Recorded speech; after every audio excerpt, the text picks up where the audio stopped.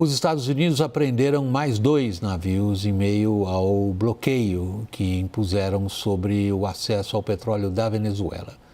Uma dessas embarcações tem bandeira russa, ela já vinha sendo perseguida há semanas. Reportagem de Mariana Giangiacomo, de Washington. O Bella One foi apreendido pelos Estados Unidos na região do Atlântico Norte, próximo à Islândia. A ação contou com o apoio do Reino Unido, com a utilização de bases britânicas. A embarcação, vazia, estava a caminho da Venezuela no final de dezembro, quando passou a ser perseguida pelos americanos. Enquanto partia para longe do Caribe, o navio alterou seu nome para Marineira e assumiu a bandeira russa. Moscou chegou a enviar um submarino para escoltar a embarcação e dissuadir os Estados Unidos da apreensão, o que foi em vão. O petroleiro estava na mira da Guarda Costeira americana havia um mês, quando Washington impôs um bloqueio marítimo no Caribe contra navios que estariam sendo usados para burlar as sanções contra o petróleo venezuelano.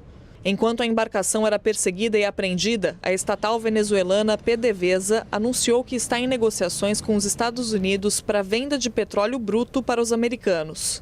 O comunicado da petroleira vem um dia depois de o presidente Donald Trump anunciar que a Venezuela enviará de 30 a 50 milhões de barris de petróleo aos Estados Unidos.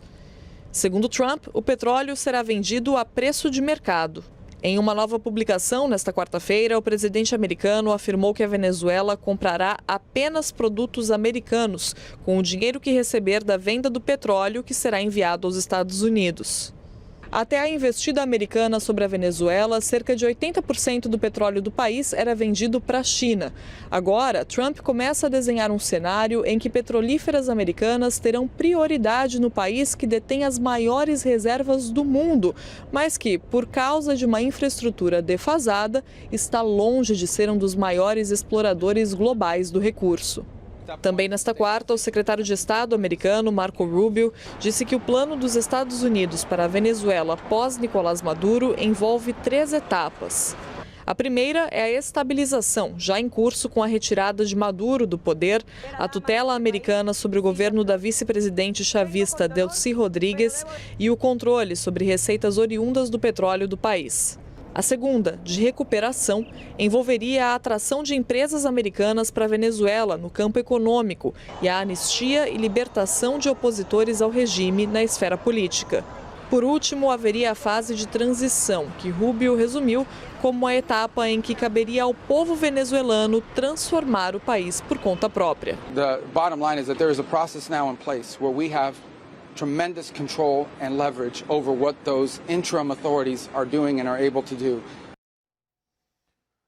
Paulo, deixa eu dividir nossa conversa um pouquinho em 2 etapas. A primeira, a gente fala dessa operação americana para prender o petroleiro lá no Atlântico Norte, e depois a gente tem um bocado de assunto sobre esse plano americano de 3 fases em relação à Venezuela.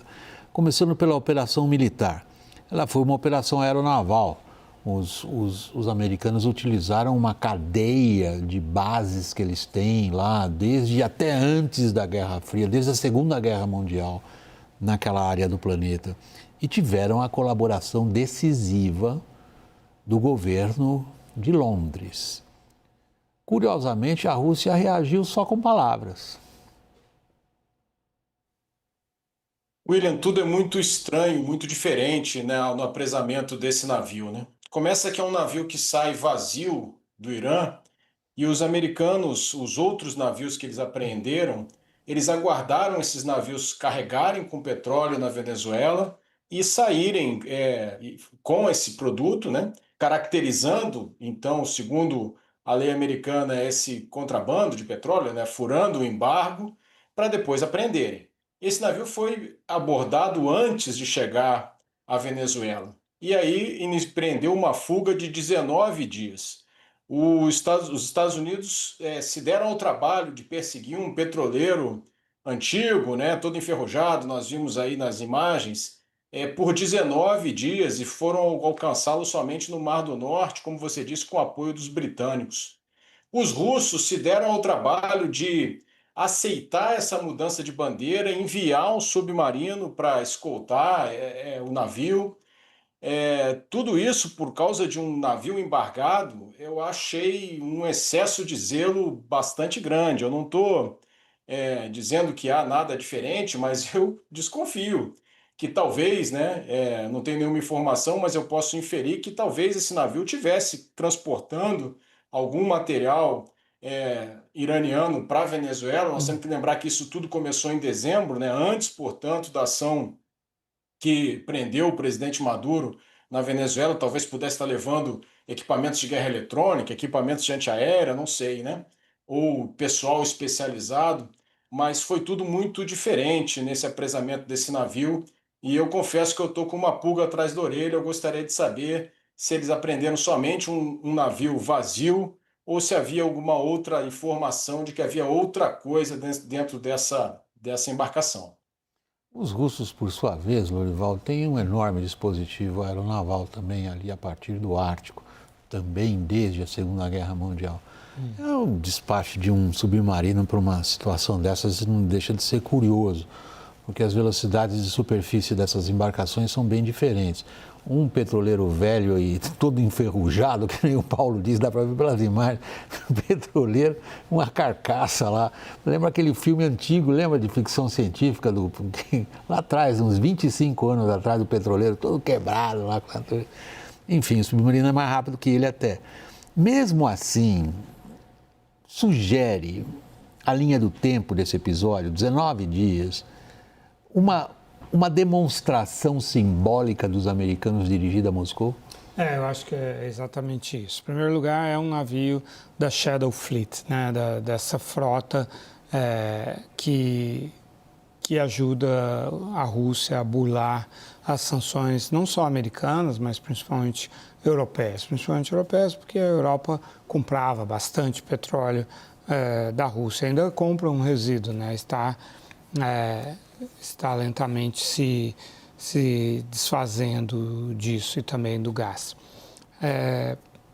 Mas eu acho que está num contexto em que o Trump realmente decidiu apertar a pressão contra a Rússia, né? Hoje, tanto assim que hoje o senador Lindsey Graham esteve reunido com o presidente Trump. Ele é muito próximo, é o senador mais próximo do Trump, é conselheiro dele, e saiu feliz porque finalmente o Trump deu a luz verde para ele tocar adiante o projeto de lei que ele tem com um senador democrata, né? É um projeto bipartidário, para adotar sanções contra os países que compram petróleo da Rússia. E aí na lista lá ele colocou a Índia e o Brasil no post dele no X, o Lindsey Graham, né?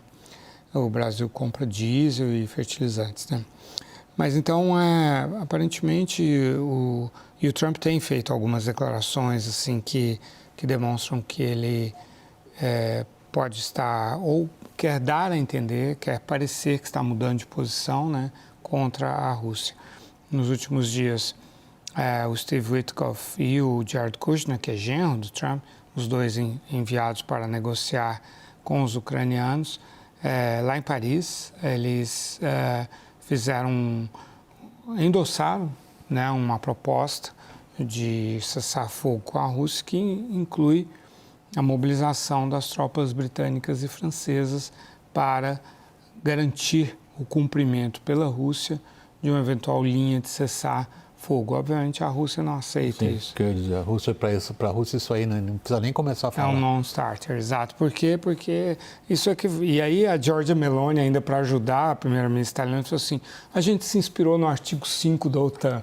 Então, assim, é para enterrar de vez. Para quem não acompanha, o artigo 5 é aquele, se você me atacar, você será atacado. Todos, coletivamente. Por que o Putin começou essa guerra? Ele disse, uma das principais justificativas é a proteção que a Ucrânia, que a OTAN dá para o leste europeu, ali na fronteira com a Ucrânia. Mas então, assim, aparentemente o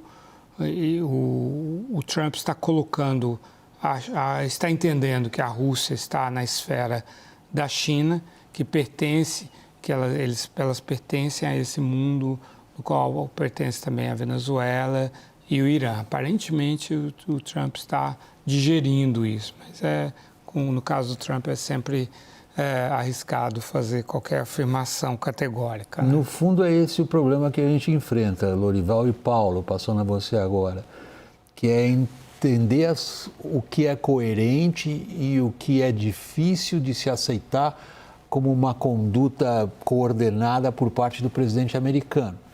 Mas nessa questão do petróleo, a gente consegue algumas linhas que parecem constantes. Sobretudo quando ele apresenta para a Venezuela um plano que diz basicamente: o petróleo de vocês passa a ser meu, o dinheiro que vocês vão ganhar com isso eu controlo para vocês comprarem produtos americanos. E ao mesmo tempo que ele propõe isso para a Venezuela, propõe não, está querendo impor isso à Venezuela, ele estabelece clara estratégia de negação de acesso à energia para aqueles países que ele considera adversários. O que vai nos pegar. Paulo. William, há uma coerência. E tudo isso que está sendo feito é exatamente o que está escrito no tal corolário Trump à doutrina Monroe, que está prevista na nova Estratégia Nacional de Segurança. O corolário que diz, né, que os Estados Unidos não abrem mão de fazer valer os seus interesses na América Latina, ou no hemisfério ocidental, mesmo que tenha que usar a força, negar a presença de potências extra-regionais que sejam suas competidoras, claramente se referindo à China, e fazer a aproximação, né, o nearshore, o reshoring, né, trazer as cadeias vitais de suprimento, e aí podemos falar em terras raras e outros minerais vitais para o desenvolvimento, para próximo, né, dos Estados Unidos. Então, nesse sentido, há sim coerência. Tudo que aconteceu na Venezuela e está acontecendo na Venezuela está coerente com essa nova Estratégia Nacional de Segurança. Embora isso não quer dizer que deixe de ser chocante tudo que está acontecendo, né? Os Estados Unidos afirmarem que vão vender o petróleo, vão obrigar a Venezuela a vender petróleo para eles. Esse dinheiro vai ser administrado pelos próprios Estados Unidos, e agora o presidente Trump, em outra postagem, disse que 100% desse dinheiro vai ser usado para a Venezuela importar produtos exclusivamente americanos. Então, estupefaciente, né? A gente fica sem acreditar que isso está acontecendo, mas é o que está acontecendo. E aí vem a ameaça em cima da Groenlândia. Autoridades do governo americano dizendo que não sabem por que a Dinamarca tem direito a explorar a Groenlândia, colonizar a Groenlândia, foram os termos utilizados. E se os Estados Unidos, que são a maior potência do mundo, querem ocupar a Groenlândia, farão isso, né? Então, rasgando completamente todos os regimes, acordos, né, o direito internacional, o multilateralismo. Aliás, o presidente Trump expulsou hoje, parece que 60 agências, né? Está expulsando 60 agências multilaterais lá do território americano. Então é o retorno do mundo do século XIX, manda quem pode, obedece quem tem juízo, algo mais ou menos assim. Bom, se a gente for para os eventos históricos, é assim que eles abriram o comércio com o Japão no século XIX. Pararam um couraçado na frente da Baía de Tóquio, apontaram os canhões e disseram: a partir de agora vocês vão fazer comércio conosco. E a China também, né? E a China também. Abertura dos portos. Fora a guerra do ópio. Mas a gente vai lá. Caioneiras. Se a gente vai lá para trás. Política das caioneiras, desculpa. Isso. Mas eu queria vir para o presente agora, para esse presente, digo, a época que estamos vivendo, tá? Não é de regalo, como se diria em espanhol, para a Venezuela. Esse regalo para a Venezuela do Trump é, como o Paulo disse, algo que deixa a gente absolutamente perdendo a respiração. É um plano de 3 etapas que diz, em resumo: eu mando em você e vocês vão fazer tudo o que eu quero. A pergunta é: funciona? Então, eles acreditam que eles têm a chave, né, para impor isso à Venezuela. Hoje, o Chris Wright, que é o secretário de Energia dos Estados Unidos, deu uma entrevista agora à noite à CNN, falando isso, assim, que quando o Trump disse que ele manda na Venezuela, é por isso, é porque a Venezuela só pode vender petróleo agora, fornecer petróleo para os Estados Unidos. Os Estados Unidos é que vão vender esse petróleo, vão ficar com essa receita, vão... E agora o Trump também disse hoje no Truth Social que tudo que a Venezuela comprar vai ser dos Estados Unidos, né? Então é uma relação colonial, né? Assim, a definição técnica de... Técnica é colonial, sim. É colonial, porque você só pode vender para mim e só pode comprar de mim. É uma É colônia. o Brasil antes da abertura dos portos em 1800. É uma colônia, né? Então, se funciona, bem, eu acho que vai depender do quanto... porque eles estão oferecendo etapas assim, né? E argumentando que esse regime vai poder... que vai crescer, vai poder receber investimentos de outros países também e tal, e que vai florescer, né? E vai trazer prosperidade, e aí o endgame é a democracia, eleições justas e que esse regime será competitivo. É isso que eles argumentam nos canais, né, de negociações. Não, vocês vão ficar com uma imagem boa diante do povo venezuelano e vão vencer eleições sem roubar as eleições como vocês estavam fazendo. Vocês não vão precisar roubar, vocês vão conseguir comprar. Exato. Então, é um modelo, né? Assim, o que mais acho que assusta muito os analistas, observadores, é se o Trump resolve adotar isso, né? Agora ele disse que vai se reunir com o Gustavo Petro, depois de começar a exercer uma pressão parecida e usar um vocabulário parecido, chamando também o Gustavo Petro, presidente da Colômbia, de chefe do narcotráfico também da Colômbia, né? Então, assim, quando ele chega com essa linguagem, dá a impressão de que ele quer seguir esse roteiro com outros países, né? O que isso sugere para nós, Paulo? Vamos ao que está na cabeça da nossa audiência neste exato segundo. Sugere, William, que nós temos que aproveitar essa oportunidade para pensar em o que nós faríamos se fosse conosco, né?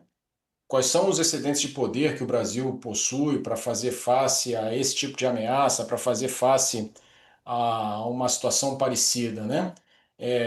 O presidente Trump diz que vai fazer, está escrito na nova Estratégia Nacional de Segurança dos Estados Unidos, que vai fazer o que for necessário para garantir os interesses americanos.